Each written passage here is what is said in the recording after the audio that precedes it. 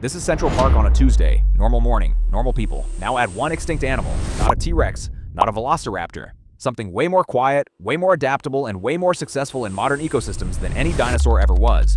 42 feet long. Over a ton. An ambush predator that lived in environments almost identical to the modern Amazon basin. Extinct for 58 million years. Not because it failed, but because the climate cooled and its habitat shrunk. If the Titanoboa came back today, it wouldn't just survive, it would take over entire watersheds within a generation. And it's not the most dangerous animal on this list. Every time we talk about prehistoric animals, people assume dinosaurs. Big, loud, obvious. T-Rex, Spinosaurus, Velociraptor.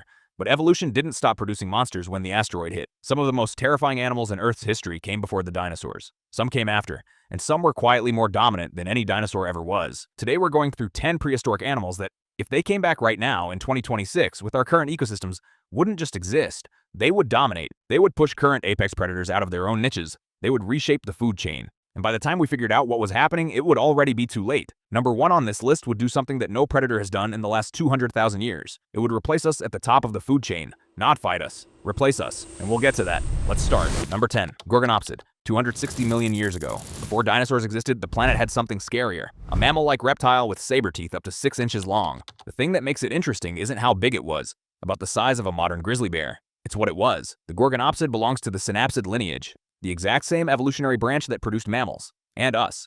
While this animal was tearing apart prey 260 million years ago, it already carried in its genes the structural blueprint that would eventually become a human being. Now put it in a modern ecosystem. Grizzlies, mountain lions, wolves, everything we consider a top predator in North America evolved to fill specific niches. The Gorgonopsid wouldn't fit into any of those. It would rewrite them. Faster than a grizzly because of its straighter limb posture. Smarter than a reptile because of its mammal-adjacent brain structure. And those 6-inch sabers are designed for one thing: killing animals bigger than itself. If a breeding population of Gorgonopsids were released in the American Rocky Mountains, within a decade they'd outcompete every native predator. Bears would starve because the Gorgonopsids would take the largest prey. Wolves would get displaced from their territories. The entire ecosystem would collapse into a new equilibrium centered around an animal that's been extinct for 250 million years. Number 10. We're just getting started. Number 9. Titanoboa. 58 million years ago. The one we opened with. Titanoboa ceruginoensis, 42 feet long, 2,500 pounds, the largest snake that has ever lived. Here's what makes this animal uniquely dangerous in 2026. The Amazon basin today has an average temperature and humidity almost identical to the Paleocene environment where the Titanoboa thrived. The climate that killed it 58 million years ago, a global cooling event, has since recovered. If the Titanoboa came back today, it wouldn't need to adapt to anything. The ecosystem that favored it still exists. It's just waiting. A 42-foot snake doesn't hunt the way modern anacondas hunt. It would swallow caiman crocodiles, capybaras, small deer, feral pigs, the entire mid-sized fauna of the Amazon. Within a generation, population densities of every medium-sized animal in that watershed would collapse. Within 2 generations, indigenous communities along the river would have to completely restructure their relationship with the water. And here's the part that doesn't get discussed. The Titanoboa was semi-aquatic. Rivers the size of the Amazon, the Orinoco, the Congo, all environments it could expand into quickly. We're not talking about a zoo animal, we're talking about a new apex species colonizing 3 continents within 50 years. Number 8, Arthropleura, from 310 million years ago, an 8-foot millipede. That's not a typo.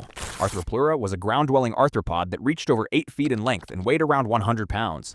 It lived during the Carboniferous period, when oxygen levels in the atmosphere were around 35%, compared to 21% today. So here's the obvious problem. Arthropleura couldn't survive modern oxygen levels. Its gigantism was entirely dependent on atmospheric oxygen far higher than what we have now. It would suffocate. Except, and this is where it gets interesting, we have localized pockets of higher than normal oxygen concentration, old-growth forests in the Pacific Northwest, certain parts of the Amazon canopy, specific conservation zones in Tasmania.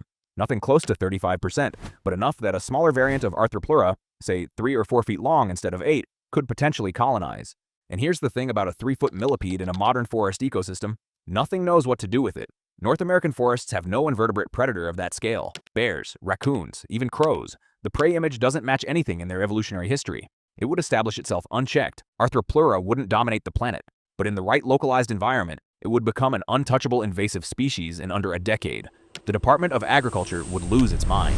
Number 7. Sarcosuchus, shot 112 million years ago, the largest crocodilian that has ever lived. Sarcosuchus imperator, the flesh crocodile emperor, 42 feet long, 8 tons, jaws that could take a full-grown rhinoceros apart in 2 bites. Now here's the problem with bringing this animal back. Sarcosuchus lived in tropical river systems during the Cretaceous. The modern Nile, Congo, and Amazon river systems have almost identical biomes.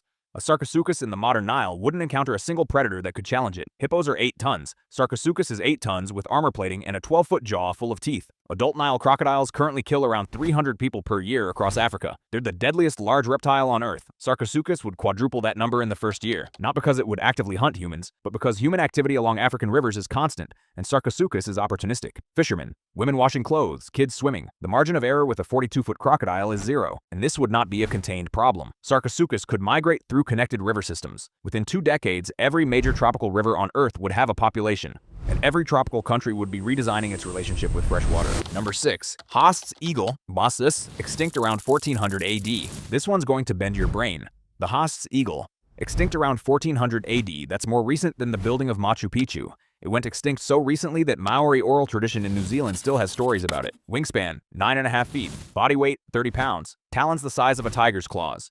It hunted the moa, a flightless bird that weighed up to 500 pounds, by striking from above at over 50 miles per hour and crushing the pelvis with its first impact. Here's the uncomfortable math. The Haast's eagle evolved to hunt prey nearly 3 times the weight of an average human. New Zealand had no native mammals. The eagle never encountered a human until Polynesian settlers arrived around 1300 AD, and there are Maori legends about the puakai, a giant bird that hunted and killed humans. Those legends aren't myth. They're recent eyewitness accounts. If the Haast's eagle came back today, the New Zealand coast, the Pacific Northwest, mountainous regions of Chile and Argentina, anywhere with open terrain and a vulnerable human population, would suddenly have the world's only avian predator capable of carrying off a small child. Single parents in hiking areas would never let their kids walk unsupervised again. It's been extinct for 600 years. That's barely the blink of an eye in evolutionary terms. And the humans in its historical range have no deep-time memory of what it meant to be prey from the sky. Number 5. Dire wolf, extinct 10,000 years ago. The dire wolf, Canis dirus, larger than any modern wolf, with a bite force 29% stronger than a gray wolf. And here's something most people missed. In 2024, the biotech company Colossal Biosciences announced they had successfully reproduced functional dire wolf genetics by editing gray wolf DNA. The first dire wolf-like pups were born in early 2025. That project is still limited. The animals exist in controlled enclosures. Nobody is releasing them. But let's take the experiment seriously. What happens if dire wolves were reintroduced to the North American wilderness the way gray wolves were reintroduced to Yellowstone in 1995? Modern gray wolves typically hunt elk, deer, bison, animals in the 500 to 1,500 pound range. Dire wolves evolved to hunt Pleistocene megafauna, bison antiquus, ground sloths, juvenile mammoths. They worked in larger packs than modern wolves, up to 30 individuals, and their bite was designed for crushing bone, not just tearing flesh. A dire wolf pack encountering a modern elk herd wouldn't just kill one elk. They would kill multiple, because that's the hunting pattern they evolved to execute. Modern gray wolves in Yellowstone would get outcompeted in open territory. Within 3 generations, dire wolves would be the dominant canid across every open landscape in North America. We're not that far from finding out if this is actually going to happen. The next decade will tell us. Number 4. Jaekelopterus, 390 million years ago. A freshwater sea scorpion, 8.5 feet long, armored exoskeleton, pincers capable of delivering 8,000 newtons of crushing force, more than a saltwater crocodile. Jaekelopterus renanii lived 390 million years ago in the rivers and lakes of what is now Germany. It was the top predator of freshwater ecosystems during the Devonian. Eurypterids, its family of sea scorpions, dominated aquatic ecosystems for over 200 million years. That's longer than the dinosaurs lasted. Now put one in the Mississippi, or the Danube, or the Great Lakes. Freshwater ecosystems in North America and Europe have 0 evolved defenses against an arthropod predator of this scale. Bass fishing, gone within 5 years. Kayaking and paddleboarding, unthinkable. Swimming in any major river system. And because they're cold-blooded arthropods, they don't need to eat the way warm-blooded predators do. One kill could sustain an adult Jaekelopterus for weeks. Low metabolic demand, high aggression, no natural enemies. That's a perfect invasive species profile. Every freshwater fishing industry on the planet, combined, is worth about $230 billion annually. Jaekelopterus reintroduction would collapse that entire economic sector in under a decade. Number 3. Smilodon twawa, extinct 10,000 years ago. The saber-toothed cat. Smilodon fatalis. Probably the most famous prehistoric predator after the T-Rex, and probably the one people underestimate the most. Here's what most people get wrong. Smilodon wasn't faster or more agile than a modern tiger. It was slower, actually, but it wasn't built for speed. It was built for power. A Smilodon could bring down a 3-ton ground sloth. It had neck muscles capable of delivering a killing bite to an animal that outweighed it 5 to 1. Now take that animal and put it in modern North America. We're talking about a predator that evolved to hunt animals like mammoths and giant bison, animals that went extinct. So in the modern ecosystem, Smilodon would be wildly overpowered for everything it encounters. Every white-tailed deer, every elk, every domestic cow, every horse, all would represent easy prey that Smilodon would kill without breaking a sweat. And unlike modern big cats, Smilodon probably lived in social groups, multiple individuals hunting together. Think of a pride of lions, except each lion is built like a linebacker and can take down prey that's 5 times its size. A breeding population of Smilodon in the American West would wipe out domestic cattle operations within a decade. Ranchers would have no defense. Fences don't stop cats. Dogs don't stop cats. And a Smilodon isn't intimidated by anything a rancher could do to it short of a military-grade weapon. The USDA would classify it as an ecological threat within the first year. Number 2. Megalodon, extinct 3.6 million years ago. You knew it was coming. Megalodon, the largest marine predator in Earth's history, up to 80 feet long, 94 tons, a bite force of 40,000 pounds per square inch, stronger than any animal that has ever existed on this planet. Here's what matters for this list. Megalodon was warm-blooded. A UCLA study in 2023 confirmed it. Its body temperature was 7 degrees Celsius warmer than surrounding seawater. That meant it could hunt in both tropical and colder waters, a range no modern shark comes close to matching. Put a megalodon in modern oceans, and the global marine ecosystem collapses, not from the killing itself, from the fear response. Whales would abandon migration routes they've used for millions of years. Dolphins would stop surfacing in areas where megalodons are detected. The entire pelagic food web would reorganize around avoiding one predator. Commercial shipping would have to adapt. Cruise lines would adjust routes. Surfing would effectively end as a sport in open waters. Beach tourism, a $180 billion global industry, would face an existential threat. Every country with a coastline would need coordinated federal response.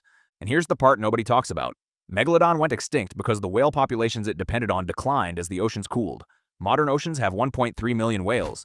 Megalodon would have more food available to it today than it did during the last million years of its actual existence. It would thrive. Megalodon is number 2 on this list, which means there's something that would dominate the world today even more than an 80-foot shark. Number 1, Homo Neanthertalensis, extinct 40,000 years ago. Number 1 on this list is the animal that would replace us at the top of the food chain. Not a giant predator, not a shark, not a dinosaur, a Neanderthal. Homo Neanthertalensis, a species of human that existed alongside our ancestors for at least 100,000 years. They went extinct around 40,000 years ago, and everything you think you know about them is probably wrong. Neanderthals were not our dumber cousins. Modern genetic analysis, published consistently since 2010, has shown that they had brains the same size as ours. Actually, slightly larger on average. They made art. They buried their dead with rituals. They used complex tools. They navigated, hunted cooperatively, and communicated with language. Their bodies were shorter but denser, about 30% stronger than a modern human, pound for pound, with greater lung capacity and cold adaptation that would let them function in Arctic conditions that would kill us. Now think about what that means in the modern world. A breeding population of Neanderthals, revived through ancient DNA, which by the way is actually scientifically plausible given that we have extensive Neanderthal genomes sequenced, would be a species that can compete with modern humans across every metric that matters: physical strength, cognitive capacity, cold tolerance, tool use. And here's the part that changes everything.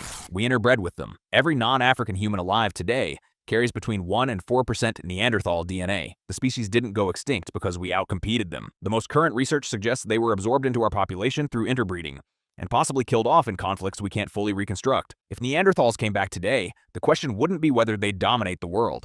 The question would be whether we and they could coexist. A Neanderthal can do everything a modern human can do. They can learn to drive. They can learn to code. They can go to college, they can vote, they can build companies, they can raise families, and they're physically stronger than us, more cold adapted than us, and probably just as smart. The reason they're number 1 on this list isn't because they're the most dangerous. It's because they're the only extinct animal that would genuinely compete with us for the position we currently occupy. Every other animal on this list would dominate a niche. The Neanderthal would dominate our niche. And some of the biotech companies that reproduce dire wolf genetics in 2024 and 2025 have already openly discussed Neanderthal de-extinction as a future project.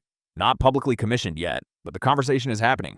We might find out in our lifetime what it means to share a planet with another species of human. 10 prehistoric animals, 10 ways the modern world would be rewritten. From a saber-toothed mammal-reptile that predates the dinosaurs, to a snake so large it would turn the Amazon into a death zone, to a warm-blooded shark that would empty the oceans of whales, to another species of human that could compete with us on every level. The thing that separates prehistoric animals from the living world isn't always size or ferocity. It's that they evolved in ecosystems that no longer exist, or that we've recreated without realizing it. The Amazon looks like the Paleocene. The open oceans look like the Miocene. The Rocky Mountains look like the Pleistocene. Extinction isn't a verdict, it's a timeout.